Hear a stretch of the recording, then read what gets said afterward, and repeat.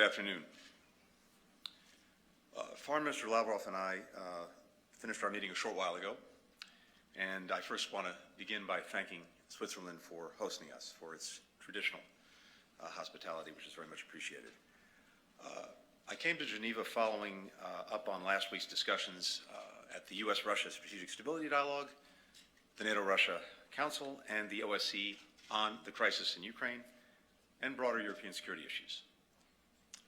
Our objective was to determine whether Russia is prepared to take the diplomatic path and other necessary steps to de-escalate the situation in Ukraine and ultimately to resolve our differences through diplomacy and through dialogue. The discussion today with Minister Lavrov was frank and substantive. I conveyed the position of the United States and our European allies and partners that we stand firmly with Ukraine in support of its sovereignty and territorial integrity. We've been clear. If any Russian military forces move across Ukraine's border, that's a renewed invasion. It will be met with swift, severe, and a united response from the United States and our partners and allies. We also know from experience that Russia has an extensive playbook of aggression short of military action, including cyber attacks, paramilitary tactics, and other means of advancing our interests aggressively without overtly using military action. Those types of Russian aggression will also be met with a decisive, calibrated, and again, united response. That's the clear message coming out of my meetings on Wednesday in Ukraine with President Zelensky, Foreign Minister Kuleba, yesterday in Germany with my counterparts from Germany, the UK, France, and the European Union, and with German Chancellor Scholz. We're united in our commitment to finding a way forward through diplomacy and dialogue, but equally in our resolve to impose massive consequences should Russia choose the path of confrontation and conflict. I expressed again to Minister Lavrov that on the security concerns that Russia has raised in recent weeks, the United States and our European allies and partners are prepared to pursue possible means of addressing them in a spirit of reciprocity, which means, simply put, that Russia must also address our concerns. There are several steps that we can take, all of us, Russia included, to increase transparency, to reduce risks, to advance arms control, to build trust. I conveyed directly to Minister Lavrov our specific concerns for Russia's actions that challenge or undermine peace and security, not only in Ukraine, but throughout Europe and indeed in the world. I also laid out several ideas to reduce tensions and increase security, which we've developed in consultation with our partners and allies, and where we believe we can find common ground, again, based on the principle of reciprocity. This was not negotiation, but a candid exchange of concerns and ideas. I made clear to Minister Lavrov that there are certain issues and fundamental principles that the United States and our partners and allies are committed to defend. That includes those that would impede the sovereign right of the Ukrainian people to write their own future. There is no trade space there. None. Foreign Minister Lavrov and I also talked about the way forward. Let me say as well that he heard from us and from me that what is for us an inviolable rule, nothing about Ukraine without Ukraine, nothing about NATO without NATO, nothing about Europe without Europe. Based on our discussion, I believe we can carry forward this work of developing understanding agreements together that ensure our mutual security. But that's contingent on Russia stopping its aggression toward Ukraine. So that's the choice that Russia faces now. It can choose the path of diplomacy that can lead to peace and security, or the path that will lead only to conflict, severe consequences, and international condemnation. The United States and our allies and partners in Europe stand ready to meet Russia on either path, and we will continue to stand with Ukraine. I believe that Foreign Minister Lavrov now has a better understanding of our position, and vice versa. Today's discussion was useful in that sense, and that's precisely why we met. So I'll return to Washington this afternoon to consult with President Biden and our entire national security team, as well as members of Congress, and, critically, allies and partners in the days ahead. Based on the discussions today, Foreign Minister Lavrov and I agreed that it's important for the diplomatic process to continue. I told him that following the consultations that we'll have in the coming days with allies and partners, we anticipate that we will be able to share with Russia our concerns and ideas in more detail and in writing next week. And we agreed to further discussions after that. We agreed as well that further diplomatic discussions would be the preferable way forward. But again, it is really up to Russia to decide which path it will pursue.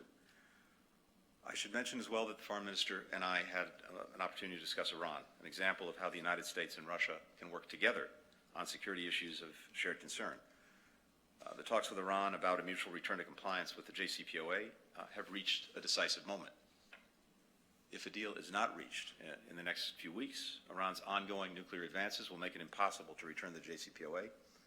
But right now, there's still a window, a brief one, to bring those talks to a successful conclusion and address the remaining concerns of all sides.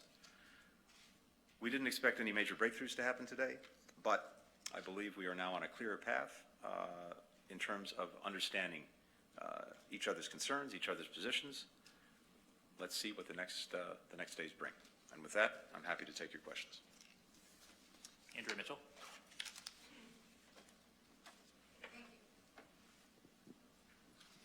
Thank you, Mr. Secretary.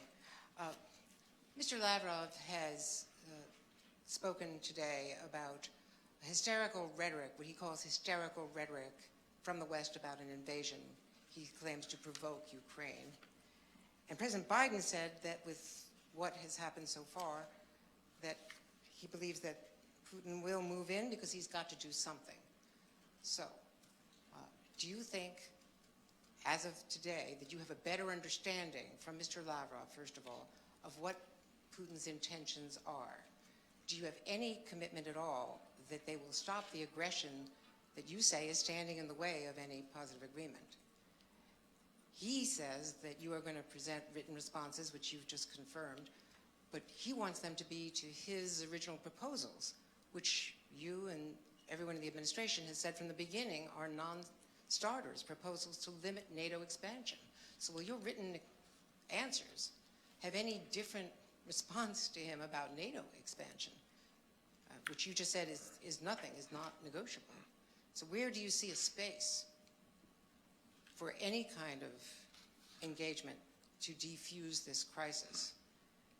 And since you brought up Iran, do you think there is the possibility, after talking to Mr. Lavrov, that you and Russia, the U.S. and Russia, and the other allies, can get Iran agreed to come into compliance, and will the U.S. then agree to lift sanctions, perhaps simultaneously?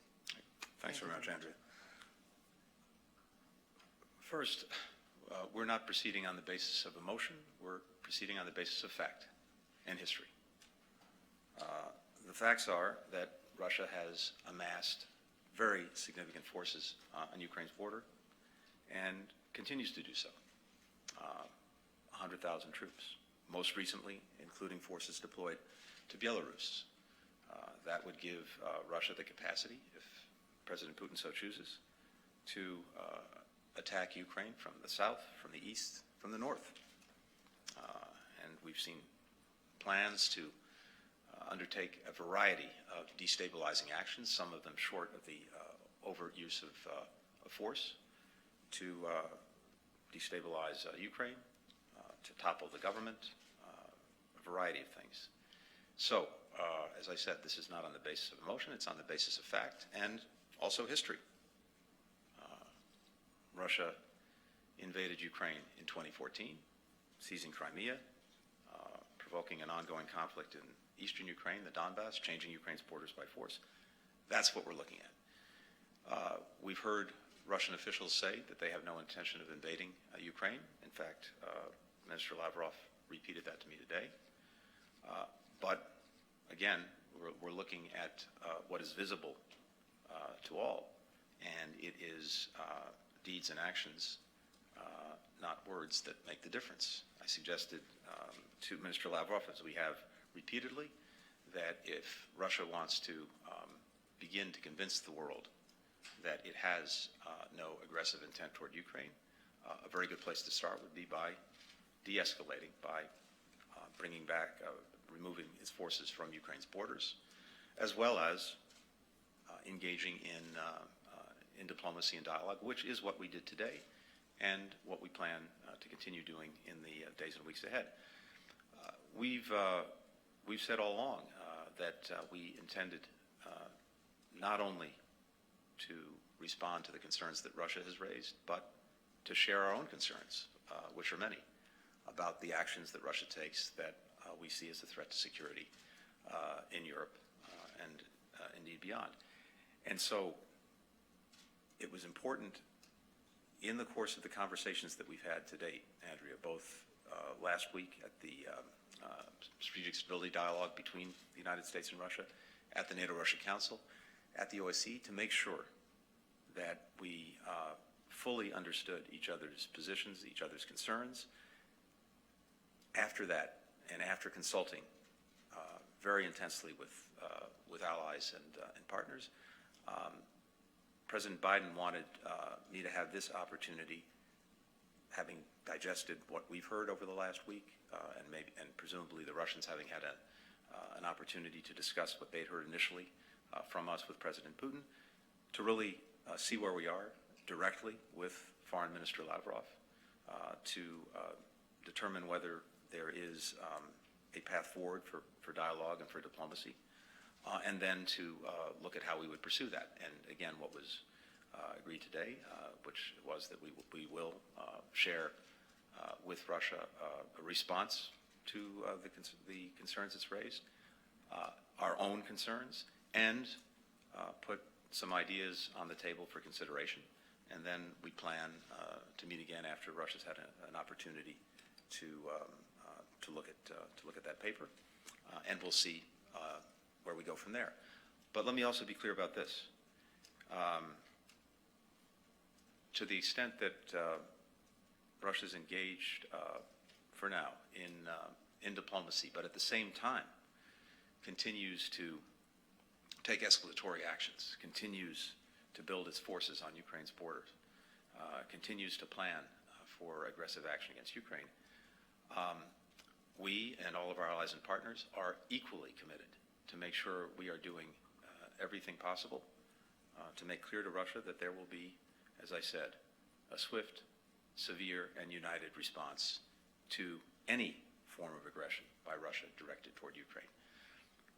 Finally, let me say this. Based on the conversation today, Andrea, look, I believe that there are areas where, on a reciprocal basis, we can address some of each other's concerns. And they go to things like greater transparency in our military activities, various risk reduction measures, pursuing arms control, and other ways to build trust that I think would address some of the concerns that Russia's expressed, as well as the many concerns that we have. But it's very important to be equally clear about things that we will not do. And one of those is we will not go back on the fundamental principles that we have and that we are committed to defend. And one of those is NATO's open door. And others include, as I've talked about in recent days and recent weeks, our commitment to the principle that one nation can't simply violate and change the border of another country by force, that it can't propose to dictate to another country its choices, its policies, with whom it will associate, and that it can't exert a sphere of influence that would subjugate its neighbors to its will. We're not going to put any of those principles in question, and I think Russia understands that very well. So, again, based on the conversations we've had over the extensive conversations over the past week and today here in Geneva, I think there are grounds for and a means to address some of the mutual concerns that we have about security.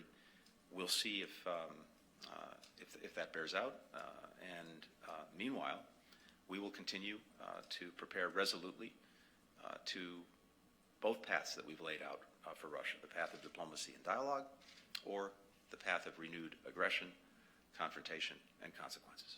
Michael Crowley. I'm sorry, Andrew, we have very limited time. Michael Crowley. Oh, I'm sorry. I has to address that. So on Iran, I have to say that Russia shares our sense of urgency, the need to see if we can come back into mutual compliance in the weeks ahead, and we hope that Russia will use the influence that it has and relationship that it has with Iran to impress upon Iran that sense of urgency, and equally that if we're unable to do that because Iran refuses to undertake the obligations that are necessary, that we will pursue a different path in dealing with the danger posed by Iran's renewed nuclear program, a program that had been put in a box by the agreement that we had reached in the past, the JCPOA, and that unfortunately has now escaped from that box as a result of us pulling out of the agreement and Iran restarting its dangerous program. Michael. Thank you, Secretary Blinken. After 4 fairly inconclusive meetings between U.S. diplomats and Russian ones, does this process need to move to the presidential level for a breakthrough? Does President Biden need to be speaking to President Putin for progress really to be made here? And a second question, if I may. In Berlin, you outlined the stakes of this crisis, including the security, the sanctity of borders, and the governing principles of international peace and security.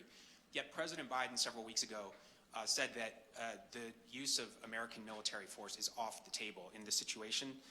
While I'm sure that makes intuitive sense to many Americans for all kinds of reasons, I wonder if you could just explicitly lay out the reasoning why that has been taken off the table. And do you believe the President's statement would still apply even if Russia were to invade Ukraine? Thank you.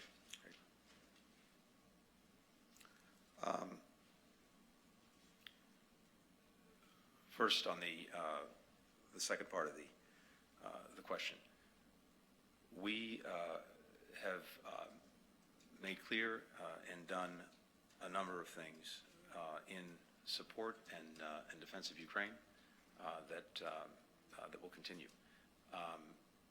First and foremost, we have worked in very close coordination with allies and partners to develop and make clear to Russia the consequences from renewed aggression against Ukraine. And that is an important component of deterring and dissuading Russia from engaging in that course. At the same time, we have proceeded with providing Ukraine with significant defensive military assistance. In fact, in this year alone, more than at any time since 2014. That continues. Allies and partners are doing the same. And finally, we've worked very closely with allies and partners to begin to plan for the reinforcement of NATO itself on its eastern flank in the event of further Russian aggression against Ukraine. All of these things to make clear to Russia the costs and consequences of its potential actions. We think that's the best and most effective way to convince Russia not to engage in further aggression against Ukraine. Ukraine is a very valued partner of the United States and other countries in Europe as well. But our Article 5 commitment extends to NATO allies, something that we are deeply committed to. Ukraine is not a member of NATO. It's not covered by the Article 5 commitment, but a determination to do everything we can to defend it and to prevent or deter aggression directed toward it. And as I said, we will continue all of those efforts in the coming days and coming weeks, even as we test whether the path to a diplomatic resolution is possible. And I'm sorry, the first part of the question? Dialogue between the presidents to move the Oh, process yes. more quickly. Thank you. What we've agreed today is that we will share in writing next week our ideas, our response to concerns that Russia's raised, concerns that we have that we will share again in writing with Russia. We intend, based on the conversation today, based on that paper as well as the paper we received from Russia, to have follow-on conversations after that, initially at least at the level of foreign ministers, and if it proves useful and productive for the two presidents to meet, to talk, to engage, to try to carry things forward, I think we're fully prepared to do that. President Biden has met here in Geneva with President Putin. He's spoken to him on the phone or via video conference on a number of occasions. And if we conclude, and the Russians conclude, that the best way to resolve things is through a further conversation between them, we're certainly prepared to do that. Ben Hall. Secretary, thank you. I was wondering if, as you keep coming back for more dialogue, more talks with the Russians, they continue to act. They continue to mass troops. They continue to destabilize Ukraine. Economically, it's facing a number of hardships. Would you acknowledge the harm they have already done just through their aggressive actions? And in turn, why would you not consider sanctions at this point? There's bipartisan support for them in the US. Ukraine have called for them. Why not? And then a second question. You've said time and time again that the pretext Russia gives for their aggression are false. There's no basis in fact. I'm curious if Foreign Minister Lavrov sits opposite you, looks you in the eye, and tells you lies to your face. And if so, why humour them with a response? Why humour them with written responses next week if that's the case? Great. Thanks, Sam. First, again, we're not waiting to take action to counter Russia. As I said a moment ago, we've committed more security assistance to Ukraine in the past year, I think something like $650 million, than at any previous time, going back to 2014 when Russia invaded Ukraine. We're continuing to provide that assistance. We have additional deliveries that are scheduled in the coming weeks.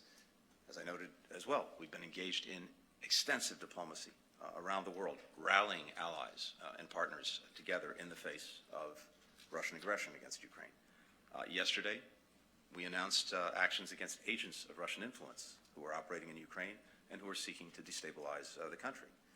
And again, as I've said, we've made it clear to Russia that they would face swift, severe costs to their economy if they move forward with a further invasion of Ukraine, as well as the reinforcement of NATO along its eastern flank. We engage in diplomacy and dialogue. That's my job. But at the same time, we are embarked on a path of defense and deterrence. These things are not mutually inconsistent. In fact, they reinforce each other.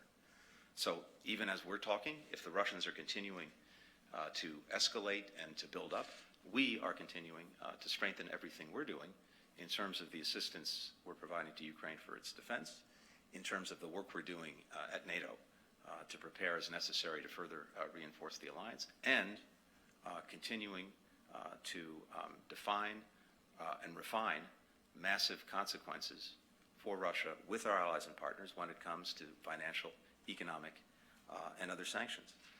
So we're doing both at the same time. Now, when it comes to the conversations we have, I think the charitable interpretation would be that sometimes we in Russia have different interpretations of history. And I have to say today, we certainly heard things that we strongly disagree with in terms of that history. But by and large, the conversation was not polemical. It was direct, businesslike, and I think in that sense useful. And it's important to test whether we can, again, resolve these differences through diplomacy and dialogue. That's clearly the preferable way to do it. It's clearly the responsible way to do that, but it's also up to Russia. We'll take a final question from Laurent Burkhalter. Thank you, Mr. Secretary. Laurent Burkhalter, Swiss Television, RTS. I wanted to talk about the measures that can be taken to de-escalate the situation. You've mentioned them from both sides. If you could specify them again and tell us an idea of the timeline, how soon it must happen, which comes first, and bigger picture, what do you think the Kremlin wants through this current situation? Well, that last question is probably best addressed to President Putin, because in a sense, only he really knows, and I'll come back to that in a minute.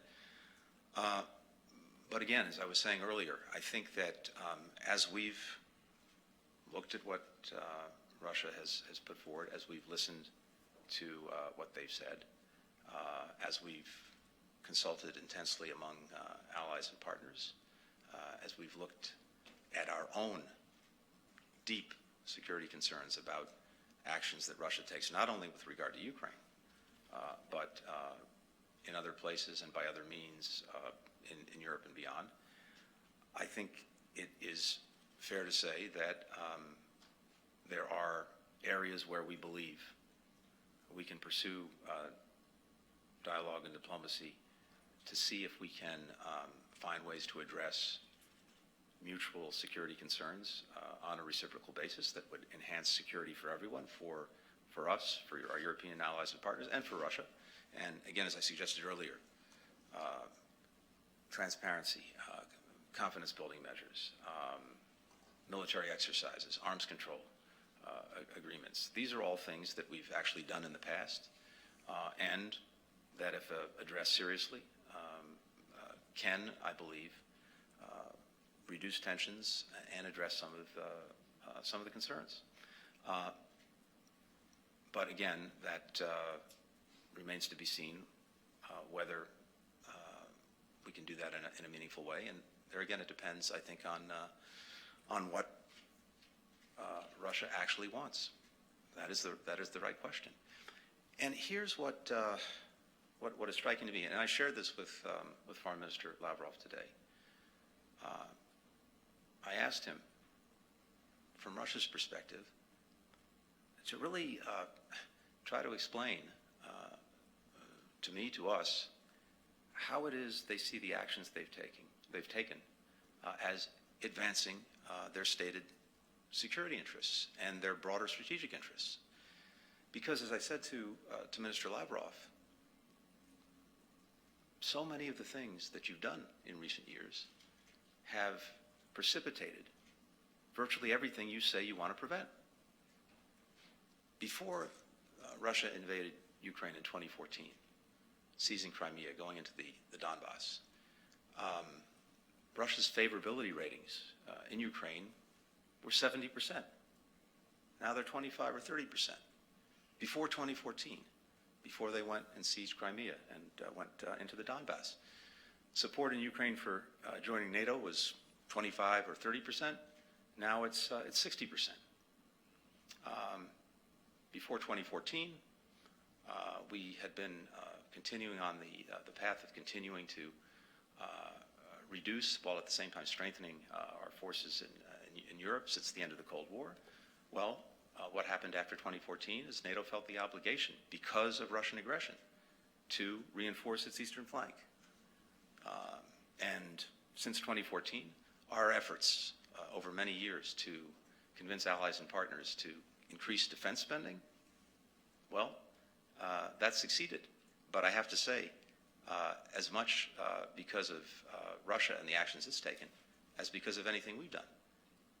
So, based on Russia's stated strategic interests and concerns, how have their actions advanced those concerns? On the contrary, it's gone in the opposite direction from what Russia purports to want. And now, if Russia renews its aggression against Ukraine, the outcome will be to simply reinforce the very things, the very trends that Russia expresses concern about. So I hope that that's something that Minister Lavrov reflects on and that President Putin might reflect on as they think about the days and weeks ahead. Thank you. Mr. Secretary.